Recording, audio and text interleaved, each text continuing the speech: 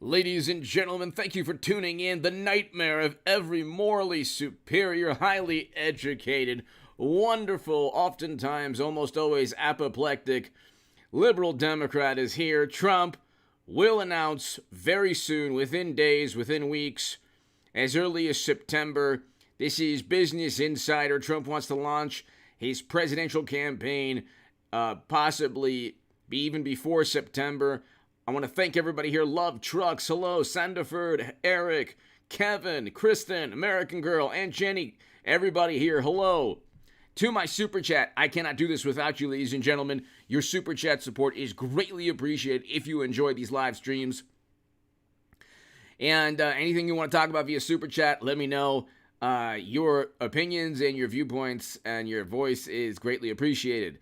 Let's get started. Now, I want to, by the way, hit subscribe to this channel, hit subscribe to the Stock Market Crash channel, and to the Nuclear Confrontation channel.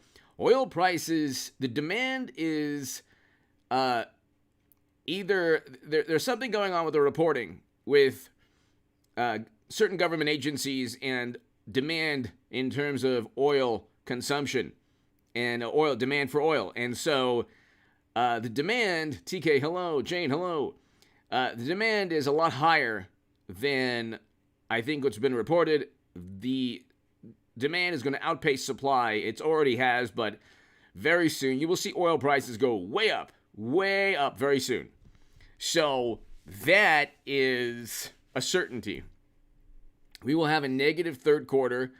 We're in a recession right now. The GDP is contracting, and so we're in a recession right now. But we'll get to that in a second. Ladies and gentlemen, let's read this. Actually, let's go to Trump's. So they didn't give him a second. They did not give this man 1 second, ladies and gentlemen. Okay? They didn't give this man 1 second of peace. Not even 1 moment of peace. And from the very first day, you can look at his inauguration and his speech. Time magazine, Donald Trump's unprecedented divisive speech. Now, understand something. Median income hit a record high in 2019. A record high, okay, of $68,700. Poverty rate fell to 10.5%. I mean, it's right here. Median household income was $68,000, the highest since 1967, and the poverty rate fell to 10.5%. This is a very important article, by the way. And it's a CNN article. Okay? And it's a very, very, very important article. Because it kind of shows everybody, what we missed. It shows everyone the state of American politics. The state of American politics is you can obsess over one man's personality, make the most absurd leaps of logic, say you can conflate and democracy with your political party's objectives. You can redefine democracy as whatever suits your political party. If democracy is endangered, that means your political party is in trouble. That means Trump is not good for your political party. So, when Democrats say, oh, Trump is a menace to democracy, they really mean he's a menace to the Democratic Party. They know that they could easily defeat. You have a never Trump Republican in Michigan who lost to a Trump Republican. And you have somebody that you have people that believe that never Trumpers believe that one day they'll get back to a Paul Ryan, Mitt Romney, John McCain type of Republican, George W. Bush, Cheney, Rumsfeld type of Republican Party. It's never going to happen. They did so much like actual damage. So,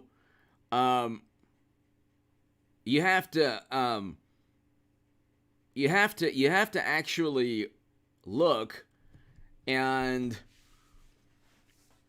you have to actually look, and you have to say, okay,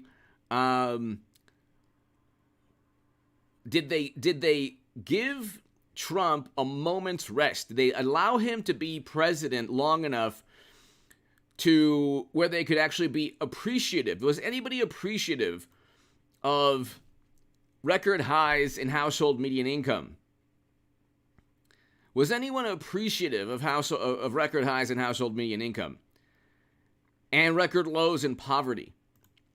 Okay. Record highs in household median income, record low in poverty. And you have a situation, ladies and gentlemen, where if you have a president that gets you to record highs in household median income and record lows in poverty, you cannot say he abandoned any demographic group. You can't say he abandoned the working class. You can't say he abandoned his voters. Okay? You can't do that. You can't do that. Because like that is what a president is judged. A president is judged by the economy. How is the economy doing? It's the economy, stupid. Boomer topics! If you consider 80% of the counties nationwide voted for Trump, there's a supermajority. Exactly. There's at least, you're talking about also boomer toppings. Thank you so very much for starting it off. Not just that, 80% of the counties, but also you look at the majority of the land, like the land mass of the country. Yes, they get more people, but 80% of the counties voted for Trump. That's true, yes. The interesting thing is he has no media support. So he has no media support. Absolutely no media support, and he still gets all of this, he still gets tens of millions, 70 plus million votes. So, I mean, if the Democratic Party didn't have all of media, and this is like a time, and thank you so very much, Boomer Toppings. Thank you. Great point. Great point. David, thank you. That is a great point. And also, imagine if the Democratic Party didn't have Jimmy Kimmel, Stephen Colbert. I mean, to an extent, Bill Maher. I mean, Bill Maher is a liberal Democrat. He's always going to go after Republicans. And he'll do so perhaps a more educated way or a more nuanced manner. Or no, not nuanced, but perhaps it'll be in a more thoughtful manner than Jimmy Kimmel or Stephen Colbert. Stephen Colbert and Jimmy Kimmel, they don't even talk about policies. They don't, like, they obsess over Trump. They've obsessed over Trump, and it's like, you have to ask, what happened to the days of Arsenio Hall or Johnny Carson or, any of the old late-night talk show hosts? You can never escape the vitriol, the contempt that these people have towards Trump. It's like, without that platform, without numerous different platforms, from social media algorithms to late night to pretty much all of political media, I mean, and still they're going to get demolished in midterms. I mean, it's obvious. Herschel ballot, hello. So it's like, and Liz Cheney's going to lose. That's right, in August, exactly. She'll lose big time. But if you have household, and Boomer Toppings, I think it's if you have household median income at $68,700 in 2019, and the poverty rate fell to 10.5%, the lowest since records started in 1959. You have a record low poverty rate and a record high household median income. What more do you want from Trump? Is he perfect? No. But he's a lot better than President Obama, a lot better than Mashed Potato Brains Joe, a lot better than his predecessors. Okay, we didn't have, and then the interesting thing is it was 2019 that this took place. It's not like it took place in 2017. Then you could say, look, that's President Obama's economy. It was 2019. And then Democrats and media and experts and bureaucrats and highly educated, always apoplectic people in their hysterical, maniacal manner, what they did was push to end the U.S. economy, and there was no reason to do so. There was zero reason. That was a choice to be made. You ended the entire United States economy, and then they found out the countries that did that it didn't work. It obviously didn't work.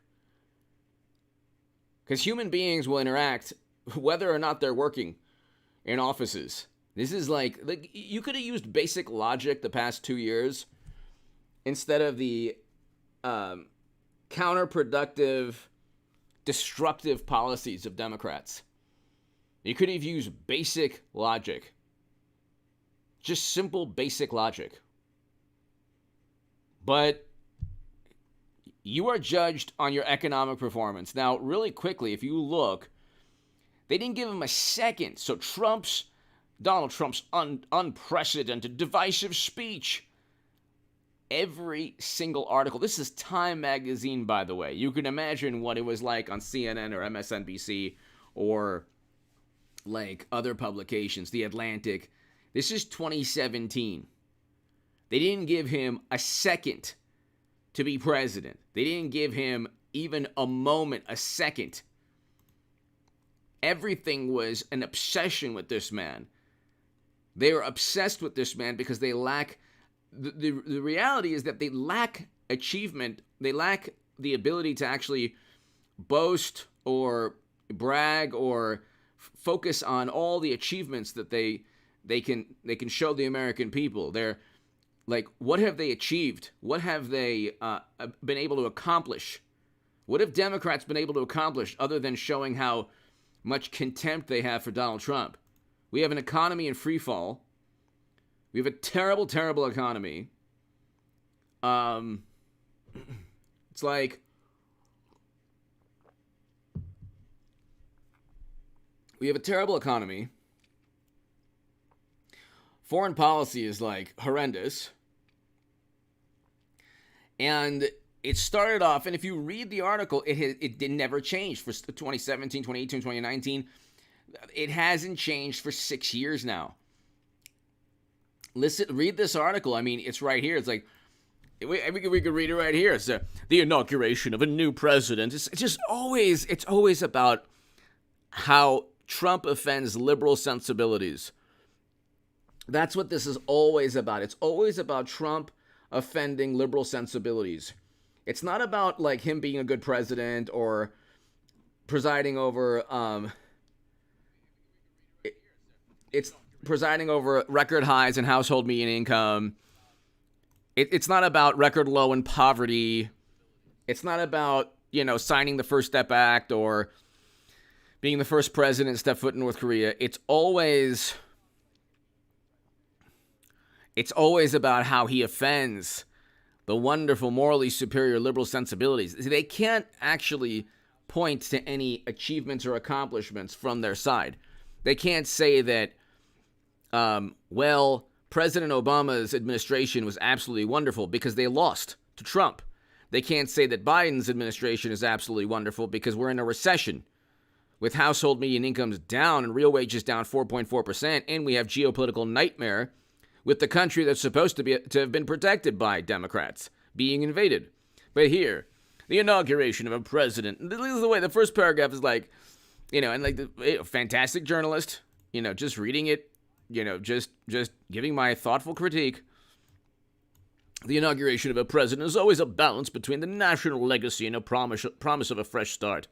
It doesn't have to be a balance between the national legacy and a promise, but okay.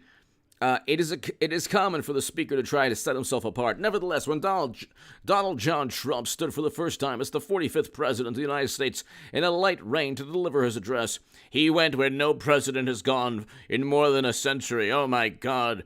Star Trek or the Orange Menace went where no president has gone. Oh. Trump's message was not on the order of John F. Kennedy's torch passing or Ronald Reagan's declaration that government is the problem. It was not even a 21st century version of Andrew Jackson's attack on corrupt and incompetent Washington. In 16 mostly harsh, mostly confrontational minutes, Trump laid out a view of America's destiny and a place in the world that would alienate his predecessors dating back to Theodore Roosevelt and beyond. What? This is a man, our place and our standing in the world was a great deal more influential under Trump than it is now. We had a better standing in the world, much better standing in the world. You'd have to know a little something about foreign policy to understand that with Trump, we had a much better, the country was wealthier. We were able to influence other countries we had the economy, at least. Trump was against never-ending counterinsurgency conflicts. So he negotiated the Doha Agreement that Biden botched. It was a May 1st, 2021 withdrawal. He had a vision that removed us from President Obama and Bush's never-ending military conflicts and regime changes and interventions. That is a good thing. That's why he was elected. See, again, it's the fact that he was given his inauguration speech. They didn't give him a second, not even a second.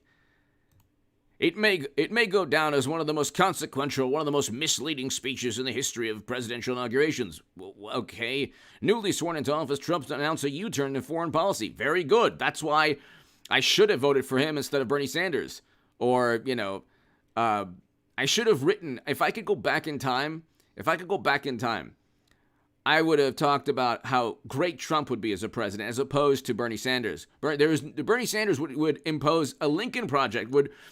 Bernie Sanders, if the Lincoln Project within the Democratic Party said intervene in this country, force a regime change, he would have done it as president. Because if they tell Bernie Sanders jump, he'll say, how high you want me to jump? How high do you want?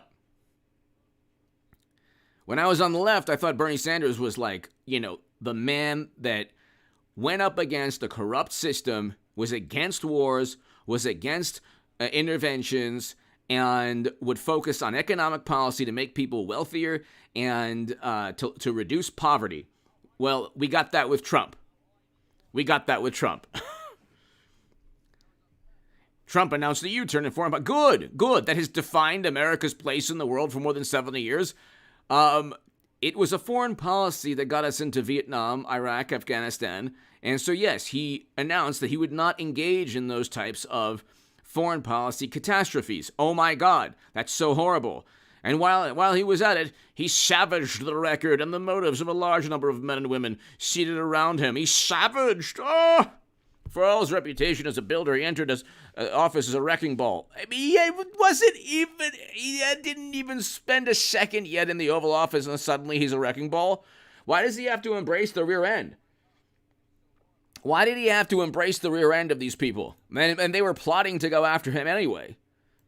He didn't even know at the time that they were setting him up and framing him as an operative of another country. If he truly means what he said, always pertinent question for a fellow who once said he enjoyed being compared to P.T. Barnum. Yeah, and so President Obama, if you read his speech right before intervening in Libya, practically nothing there was the truth.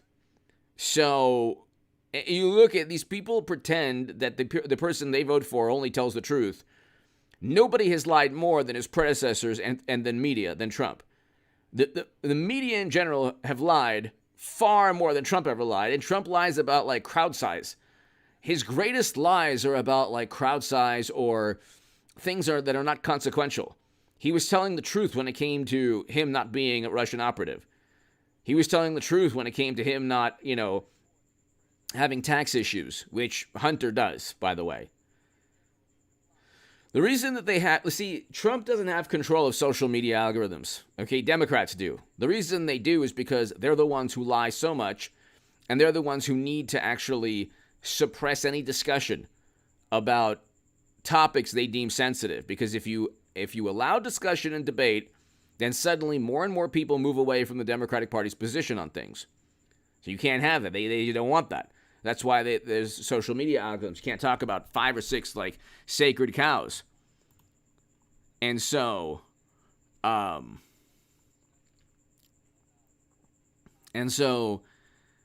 here we go. So here, it's about to become even more rancorous.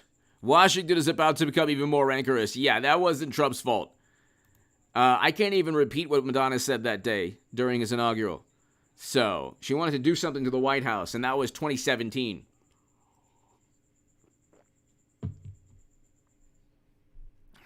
And the world is in for some very big and entirely unpredictable changes. Yes, like horrible things like household median income being at an all-time high, poverty being at a record low under Trump. Bringing home Americans from Afghanistan. Oh my God, horrible, horrible things. American power, Trump suggested, is a mirage. Okay, where did he suggest this? What happens abroad is a distraction from what matters at home. And the United States should look with suspicion, not pride, on the success of its allies and trading partners. He never said any of these things. In a zero-sum word, we either win or lose. Quote, for many decades, we've enriched foreign industry at the expense of American industry. See, that does not mean we should, that's not disparaging the success of our allies and trading partners. If somebody gets the better of you in terms of a trade agreement, it doesn't mean that they're successful and you should be so happy for them. This is like hilarious. Subsidize the armies of other countries while allowing for the very sad depletion of our military. We defend other nations' borders while refusing to defend our own, and spent trillions of dollars overseas with America's infrastructure has fallen into despair and decay. So what's wrong with that? Didn't Biden have an infrastructure bill? What was wrong with that he said? We've made other countries rich while the wealth, strength, and confidence of our country has disappeared over the horizon, Trump summed. From this day forward, a new vision will govern our land. From this day forward, it's going to be always America first. What's wrong with that? Diverting from his speech, he repeated the phrase, America first. Oh, my God. So horrible. So what, I mean, it's like, those words were discredited for generations of American leaders by linkage to the movements. What linkage? There was no linkage to any movement. There was zero link between that phrase and, horrible, terrible movements to cut off U.S. aid. No, it was a completely different world, and that's not what Trump is referring to. If anything, he gave lethal aid to the country that was being invaded. So if you look at his record, he gave lethal aid. President Obama did not give lethal aid to a country that was eventually invaded under Biden's watch. After the U.S. embraced fully a role of democracy's guardian, yes, and how many lives were lost during the Vietnam War, in Afghanistan, Iraq, other military endeavors. So, U.S. fully embraced the role of democracy's guardian, yes, to the detriment of millions of people here and abroad, in many cases. Although, I'm not saying that we shouldn't have embraced the role as America's guardian, democracy's guardian. That's good. But at the same time, though, you don't send tens of millions of Americans off to faraway lands to fight in never-ending counterinsurgency conflicts because of this lofty ideal.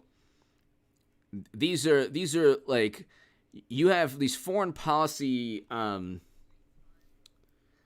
You have these international relations or foreign policy experts, and to them, these are all like esoteric,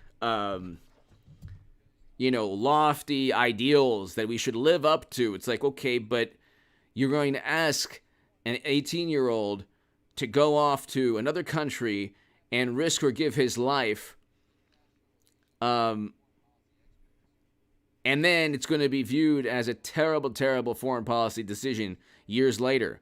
Why would the writer or the policymaker in Washington, what gives that person the right to take the lives, to utilize and risk the lives of Americans simply for the phrase, the U.S. to fully embrace the role of democracy's guardian? It's like, well, the people like Bill Kristol and the Lincoln Project and Bush, Cheney, and Rumsfeld, they're not embracing the role of democracy's guardian. They're just sending Americans off to terrible, terrible quagmires that these policymakers have created.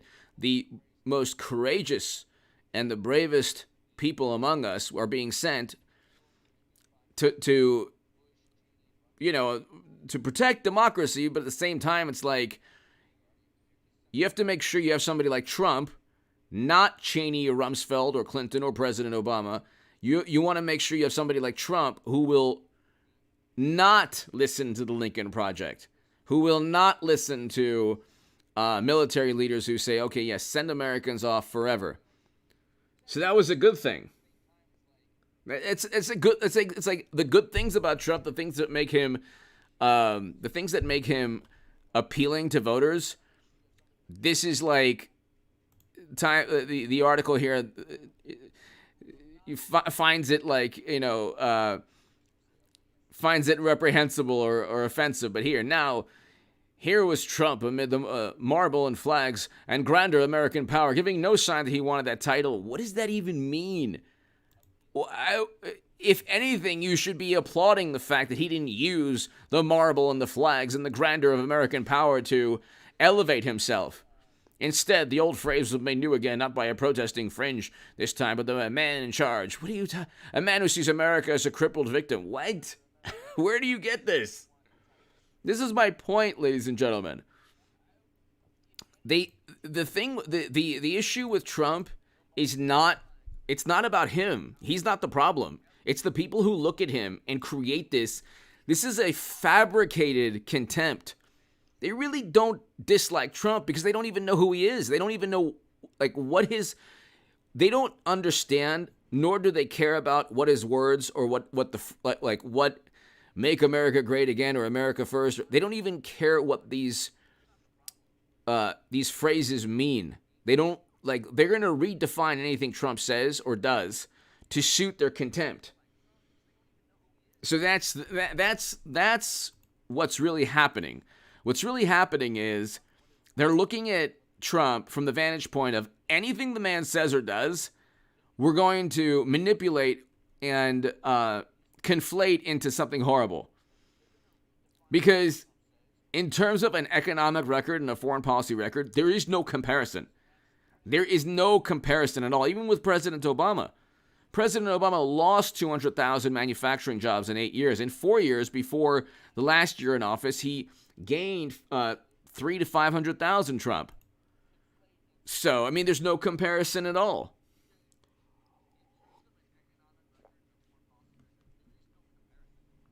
But, I mean, if you just look, I mean, it might be, boring for some people, but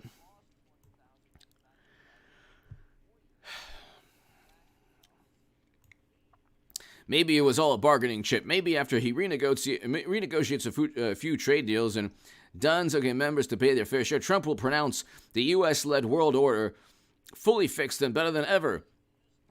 We were in a better position to lead the world with Trump than we are now. We are no longer in a position to lead the world when it comes to anything. We do not have the economy. We do not have the leadership. And, I mean, it really comes down to the economy. We're in a prolonged recession. So you cannot, I mean, the only good thing about that is you couldn't wage a prolonged military endeavor. As always, it was disorienting to attempt to gauge his sincerity. In the same speech, after all, he had this to say about former presidents and members of Congress. For too long, a small group in our nation's capital has reaped the rewards of government while the people have borne the cost. Washington flourished, but the people did not share in its wealth. What's wrong with this? Politicians prospered, but the jobs left and factories closed. then the knock on him was like, oh, well, there was more outsourcing. But it's like, are you counting his last year? Because he created 300,000 to 500,000 manufacturing jobs during his tenure. So during his tenure, so it's like, I don't really understand that. There were two competing tribes in America, us and them. Their victories have not been your victories. Their triumphs have not been yours. So what is he saying that's wrong here? That's exactly what Bernie Sanders says. And that's exactly what Biden has said, like, from time to time when he's trying to pretend to be Trump or Bernie Sanders. Then the difference between Bernie Sanders and Trump is that Trump actually walks the walk. Zookski! Thank you! Good day, AJ. Thank you so very much. Thank you! G. Corber. Pacific. Zookski, thank you to my super chat. I cannot thank you enough. Thank you. Zookski, thank you. And Jenny, yes. Thank you, Zookski. Lou Maldonado! Lou Maldonado, thank you. Sir, you give a good debate. Thank you so very much. Thank you.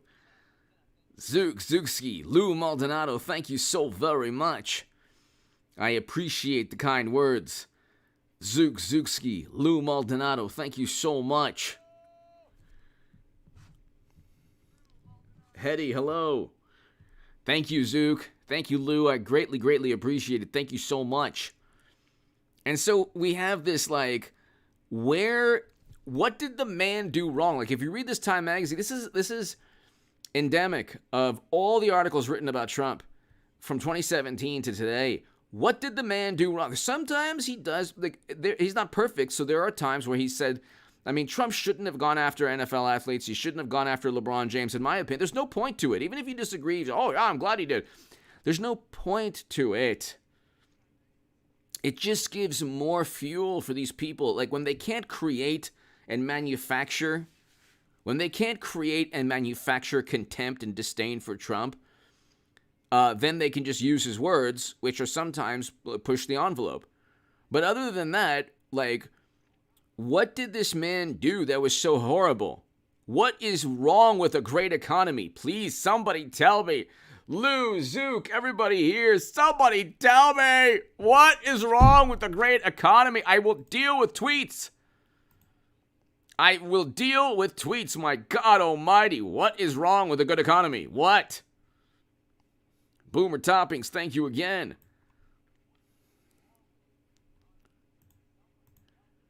I mean, Trump, in his inaugural speech, says, you know what, we're not going to send Americans off to never-ending counterinsurgency conflicts, and too many people have benefited in Washington while the majority of Americans, or a great percentage of Americans, haven't benefited. What is wrong with that?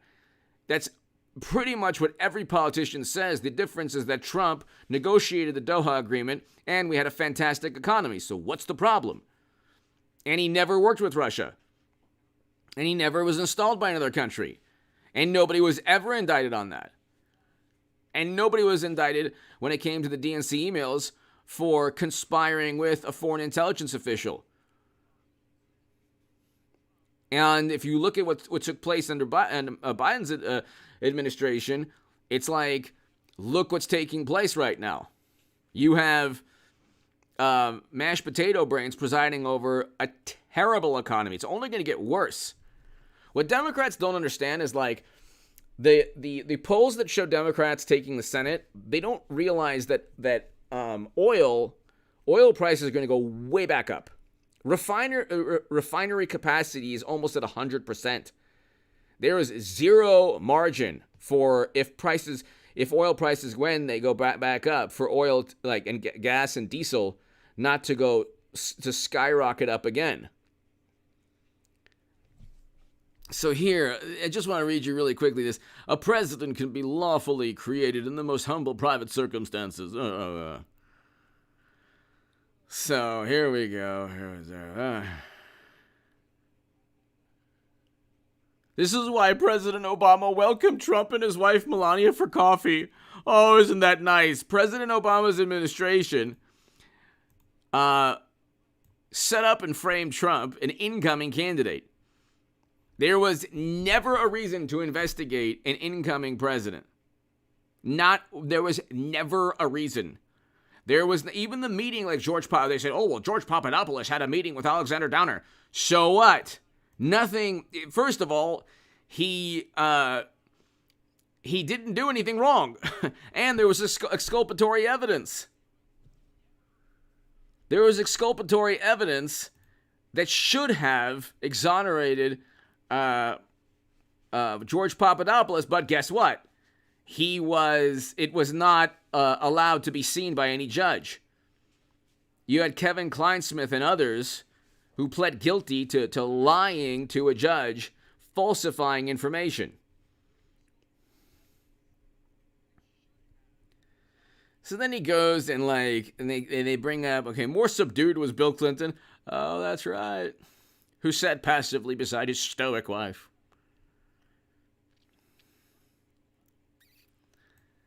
So Hillary amassed nearly 66. Well, Trump got 73. 8 years ago, she sat on the spot and watched a man who narrowly beat her. President Obama also stated that Hillary's campaign was doing things that, anyway, we can. What was it? You can look. The myth regarding President Obama was started by Hillary Clinton's campaign. That's in a Guardian article. Okay, it was wrong when Trump promoted the myth, but it was started by Clinton's campaign. By the way, I want a Hillary Clinton, Donald Trump 2024. I don't know if I told you that already, but here, Trump's narrow victory was a particularly bruising clash. So the incoming chief executive had plenty of wounds to heal? No, it's not the... Are you kidding me? It's not the responsibility of the incoming candidate to heal the wounds, the political wounds of anyone. Because he has his own wounds, and they keep on setting him up and framing him. They haven't stopped, actually.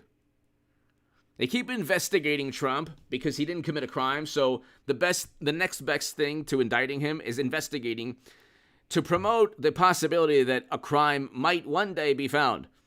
Again, you don't need to look long to find crimes with Clinton and private servers with top secret intel on them. That is a crime.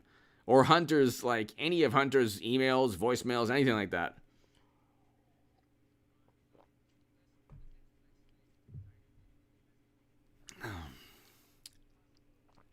Then they talk about Trump's approval rating being lowest of any president. It's yeah, he's gotten the worst media coverage of any president. That's not his fault either.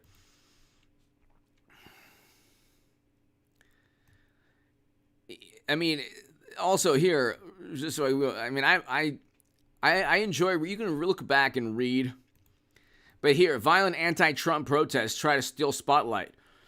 Demonstrators clash with police in inauguration. So, did Trump create this? Did Kinzinger and Cheney oppose this? Did they talk more than 200 arrested in D.C. protests on Inauguration Day? Did anyone oppose this? Did they say, Democrats and their penchant for chaos? No. 2 million protests against Trump's inauguration worldwide. It's like they think that they're fighting the good fight. They're so moral and just. It's like, oh, you guess you don't like great economy, great foreign policy. The interesting thing is they're actually this is the first time in the history, I think, of or within the 20th century where the left is pro-war, where the left is pro interventions and regime changes. It used to not be that case. So, you have the Lincoln Project voting alongside the Democratic Party. Anti-Trump protests across the U.S., so this is Trump's fault. Suddenly, Trump created this political violence. So, Helsinki conference really quickly. Here, Trump's Putin comments will live in infamy like Pearl Harbor. It's like, what? Or Chris said Watergate prosecutor. What are these people talking about? everything is so hyperbolic. It's not even, it's like, what are these people talking about?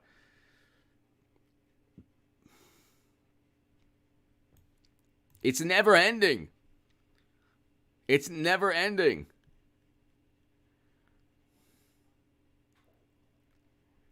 Like, what are you talking about? The Helsinki Conference. These people create the most hysterical and apoplectic correlations. Pearl Harbor, what? Trump-Putin summit. And guess what? It was Biden who waived Nord Stream 2 sanctions. And now it's like every single, and now you see the invasion under Biden's, like every single thing that was supposed to happen under Trump is taking place under Biden. Every single thing. It's like every single thing. Here.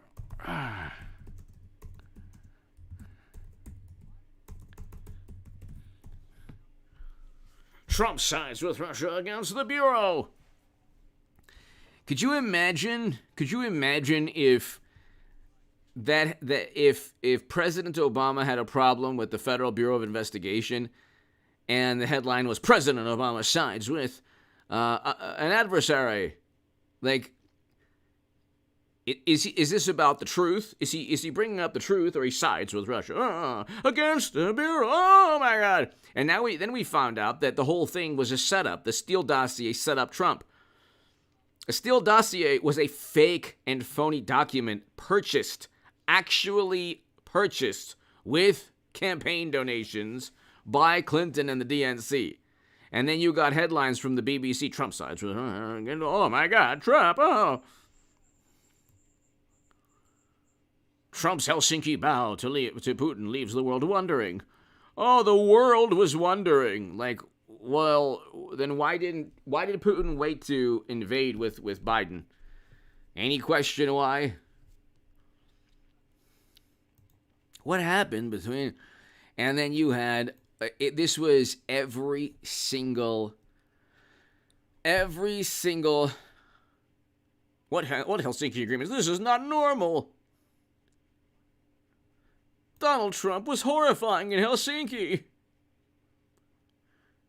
Cancel the Washington sequel.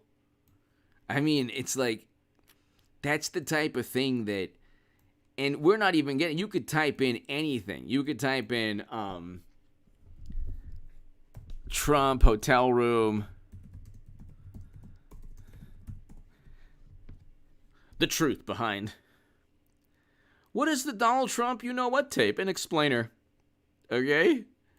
Christopher Steele defends Russia dossier. Here, the Vox, the you-know-what tape claim explained. If it was against Biden, it would be like, baseless claim. Baseless, horrible, baseless claim. Oh, my God. Oh, my God, the baseless claim. Oh. How dare they accuse a Democrat of being in a hotel room and getting, you-know-what on. Oh. Christopher Steele, Trump tape. Trump, this is hilarious. This is the type. Christopher Steele said the infamous Trump tape probably exists. But, you know, our adversaries haven't released it yet. They haven't needed to. Lisa! Thank you, Lisa! Lisa Louie, thank you! To my super chat, thank you, Lisa Louie, thank you!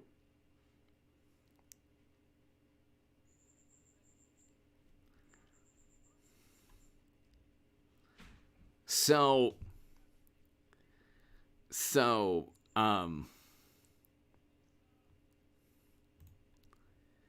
you have, I mean, it's just, this is so hilarious. You wouldn't even, like, even in 8th grade, you would expect more. Like, if it was like a middle school. Well, you said that I was like a tape of me doing you-know-what. Well, you know what? You know, we're not going to release it yet because we don't have to, because everybody knows you did. Everybody knows anyway that you're already doing that, so we don't have to. Christopher Steele said the infamous tape probably exists, but they haven't needed to release it yet. See, it exists, but you know what? He's doing the bidding of the Kremlin. So therefore they wouldn't release it, you know? If he was, so they got what they wanted. That was the thing with, like, they got what they wanted with Trump, so they didn't invade. Like, what are you talking about? What? He was giving, it doesn't even make any sense. And this is with every single, like, you could just, here, like,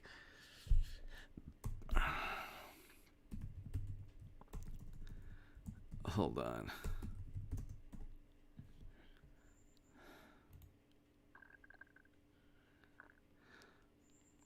Trump ad-libbed violent lines and ellipsis.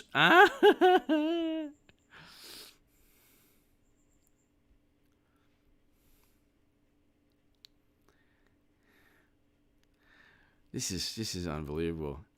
Everything is like, Trump knew within 15 minutes of leaving running. He knew. Did Clinton know that top secret intel on private servers was criminal? Yes. Did she care? No. Trump also didn't know because it wouldn't have behooved him. Like, the notion that he was just, he actually wanted these people to act violently, but he didn't want to tell them. So this is like what they're getting. Like, before it was, Trump organized chaos and mayhem. Then they didn't have any evidence, so they said, Trump, well, what he did is he knew, and so he kind of wink, wink, nudge, nudge, let people go and commit violent crimes. It's like, it's just the same thing. Like, it's always the same thing. The standard of suspicion with Trump, he's capable of anything. The standard of suspicion with Hunter is like, well, it's true that he was weighing illegal narcotics, but I mean, honestly, do you know if it could have been powder, or it could have been, like, you know, powdered sugar or flour? I mean, you really don't know, you know? I mean, that's the standard of suspicion with Hunter. He didn't do anything wrong. He's nothing wrong with anybody. Guys, don't you? That's baseless claim. All right.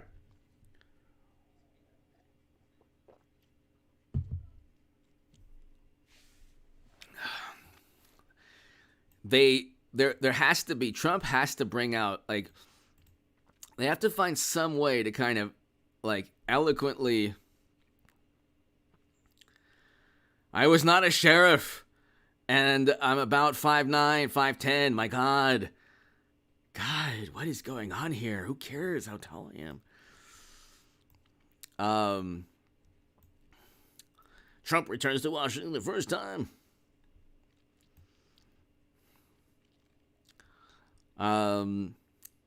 Whether Trump incited him as a holder.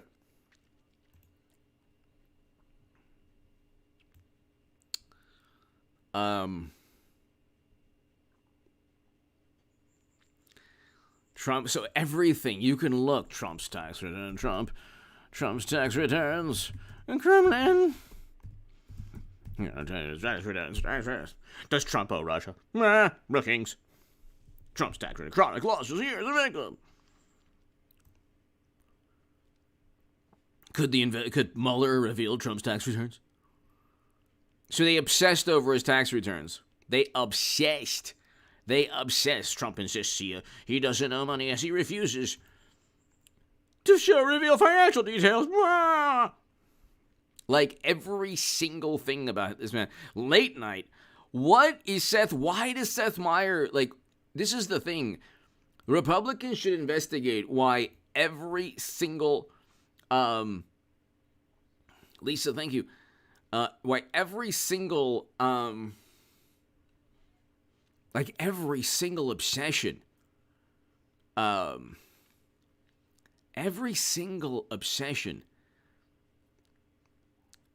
is, they just, like, obsess over this. Like, what is Seth Meyer and Stephen Colbert and Jimmy Kimmel? Like, can we have a break? Can we have one moment? Is the late night okay? Can I have late night? Can you just give me a break at night? Because MSNBC, the Washington Post, the New York Times, Twitter algorithms, every other, most of political media, all is obsessed with disparaging Trump. My God Almighty. Can I at least enjoy late night? No, you can't. Every channel has to give their morality lesson on this and that and how bad Trump is. And it's like we had record highs in household median income. These are millionaires telling you how bad Trump is.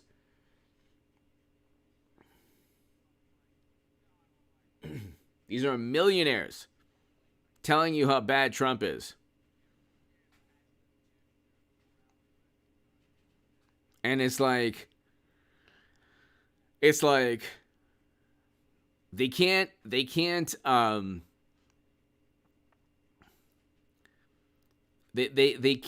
stop because Trump is too popular already. So the entire public relations system has to be leveled against him. The entire media has to be, if they don't see, they learned in 2015.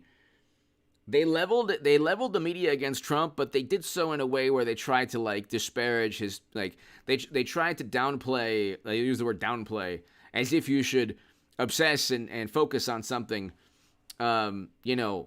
without taking a break. But they didn't think Trump could win, so they were kind of like looking at him like a novelty, but they still said, he's not going to win. But if he did win, oh my God, it'd be horrible. Then they learned if they don't utilize every single waking moment to create and fabricate and foment this contempt towards Trump, it ain't going to work. He's too popular.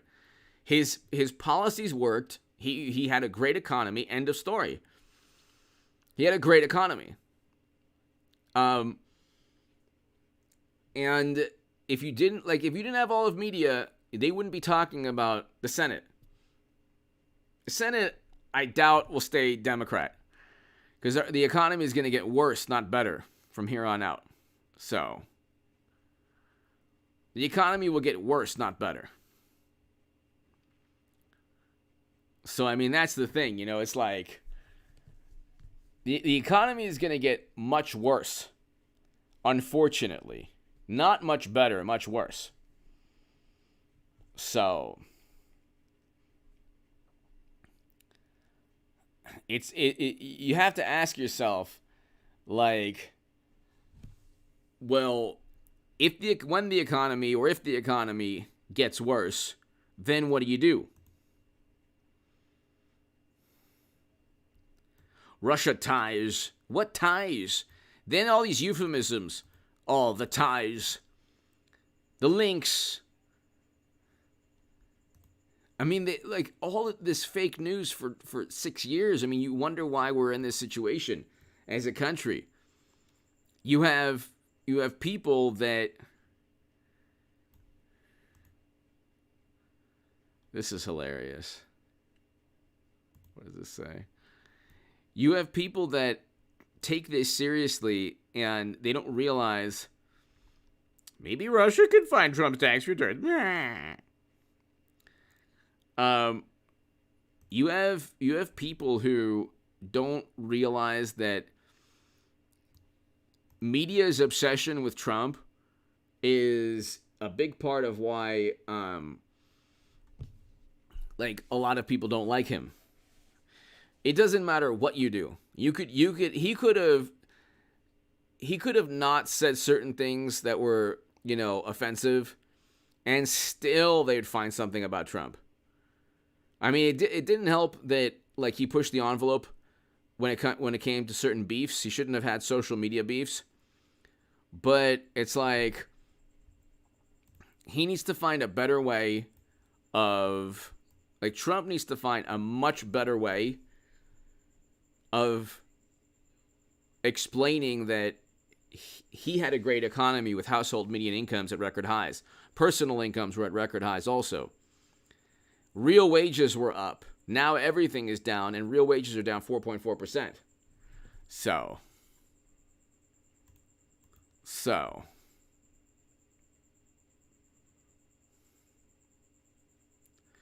But ladies and gentlemen, thank you so very much to my super chat. Greatly, greatly, greatly appreciated. I appreciate your support, everybody. Be here tomorrow, 8 a.m. and 11 a.m. I'll probably do the uploads a little later, about 8:30 a.m. and 11:30 a.m. But I will have a live stream later in the evening at around 9:30 or so. So be here. Ladies and gentlemen, he's going to announce soon. So, Hedy Lamar, thank you. Elizabeth, hello. He's going to announce soon. Those are all bad things. I agree. He's going to announce soon. But the thing is also regarding a lot of the things, Trump was basically like, look, he wasn't going to force you to do anything, unlike Democrats. But I'll be here tomorrow, ladies and gentlemen. I'll see you tomorrow evening at 9:30 or so. Hit subscribe to this